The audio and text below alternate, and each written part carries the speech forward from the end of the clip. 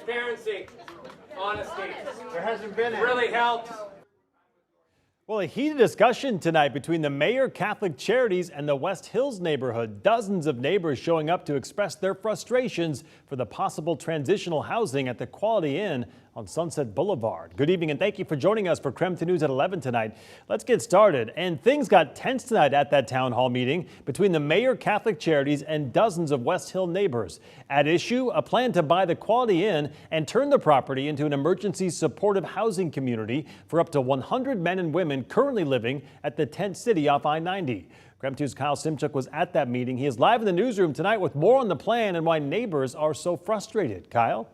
Well, there wasn't much Catholic Charities could say tonight to ease their fear and anger. Another reason they're so upset is that there was no outreach or warning that this was coming to their neighborhood. Catholic Charities says the owner of the hotel wouldn't let them tell anyone. You blindsided us with this whole project. Go ahead. Anger erupting at tonight's town hall, which was so packed, dozens of people had to stand outside or in the hallway. We are dealing with the largest encampment that the city of Spokane has ever dealt with. Mayor Nadine Woodward reminded people that the city only had 30 days to work out a plan in order to receive $24 million from the Department of Commerce to clear out the homeless camp near I-90 in Freya, which has swelled to more than 600 people. This was a sloppy, messy process. Catholic Charities plans to begin renovating the Quality Inn into an emergency supportive housing community. CEO Rob McCann says it's not a homeless shelter. People will have to be referred and interviewed, and only those ready and willing to stabilize their lives will be let in. We will have rules and expectations at the Catalyst program. Our expectations are that drugs and alcohol will not be used in or around our property, and in fact that will extend to the entire surrounding neighborhood.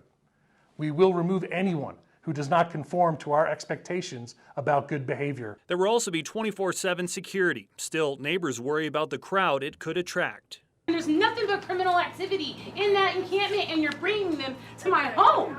We already have a huge drug problem at Palisades Park. We already have prostitution. I carry a gun with two 80-pound dogs when I walk. Catholic Charities say they strive to provide dignity to the people they serve, as well as neighbors and businesses. It does look messy around our properties at times. We're committed to continuing to work with you and other neighbors to make sure that we have systems in place for this property, a perimeter fence, 30 staff on site. They're going to help us make this a beautiful property, not just a property otherwise. Oh, come on. It's going to look like Skid Row, like downtown. Many neighbors here tonight want the project stopped and relocated to a different part of town.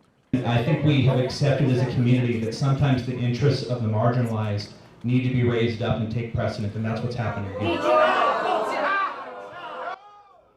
And Catholic Charities is also looking for a new home for House of Charity, which has been downtown for many years. Mayor Woodward says Sunset Hill is now off the table for that project.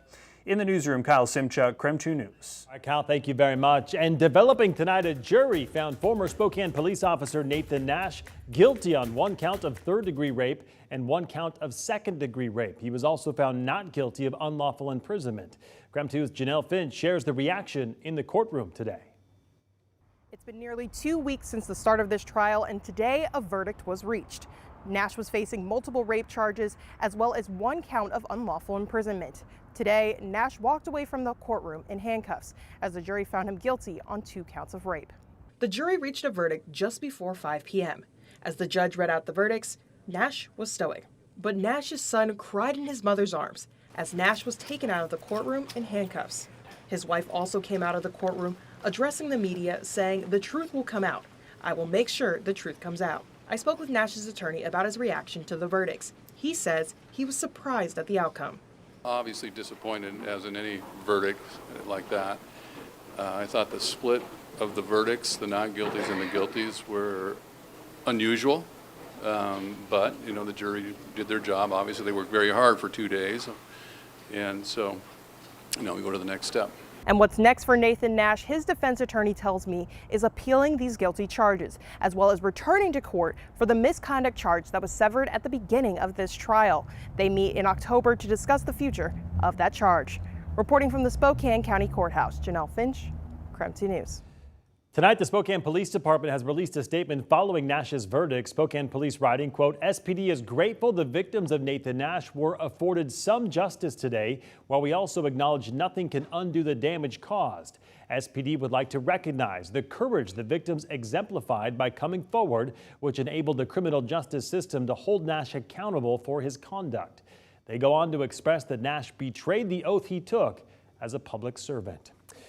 Tonight, voters in Kootenai County have cast their ballots on a levy for the Coeur d'Alene School District. That levy would attribute $8 million a year for 10 years to safety and maintenance in the Coeur d'Alene School District. It would address hundreds of safety, health, and maintenance priorities in schools and other district facilities. So let's take a look right now where the results stand. In order for the levy to pass, it does have to reach a 55% minimum threshold, meaning at the moment, the levy is not passing. Meanwhile, tonight we are tracking a growing wildfire near Downs Lake south of Tyler, Washington. According to Spokane Fire District 3, the fire started just after 8 o'clock tonight on Martin Road. At this hour, we know that DNR and Lincoln County resources are on the scene. Right now, the fire is estimated to be around 10 to 20 acres in size. There are no evacuations at this time. Of course, we will be sure to bring you any updates on this fire just as we receive them. All right, let's talk weather now. Get ready for the heat. Temperatures could hit triple digits or at least close to it tomorrow.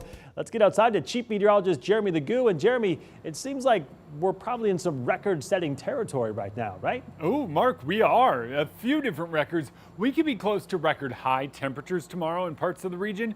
We could also close out the warmest August we have ever seen, and that would include us here in Spokane. A beautiful evening in Coeur d'Alene. Temps already down in the 60s, though. 57 in Sandpoint, 76 here in Spokane. You make your way to the South Hill, we are actually quickly falling toward the 60s. It's a beautiful night.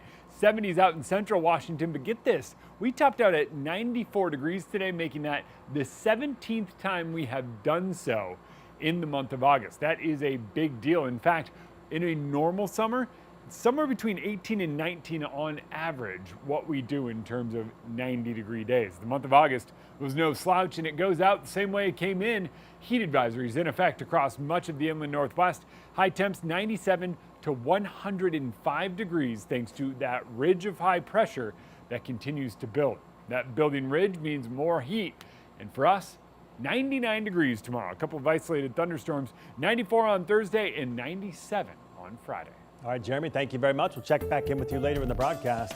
And now to our night beat with a quick look at the day's top stories. A heartbreaking start to the school year in the East Valley School District. Tonight, 2 teenage girls are in the hospital after a serious crash on the way to school today. Both of the girls are 17 years old. According to the Washington State Patrol, they were making a left turn onto Trent just east of Sullivan when they collided with a dump truck. We're told the driver and passenger in that SUV do have serious life-threatening injuries. The driver of the dump truck was a 68-year-old man. He was not hurt in the crash. It happened around 6:30 this morning. The school was hosting a senior sunrise event on the football field to celebrate the start of school. Washington State Patrol told us this morning they believe the girls were on their way to that event. We will keep you updated on the teenagers' conditions as we learn more.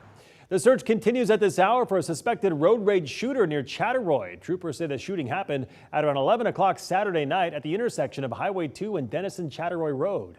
The victim's car was described as a white Chrysler 300. WSP also looking for witnesses who think they might have seen something that night to give them a call.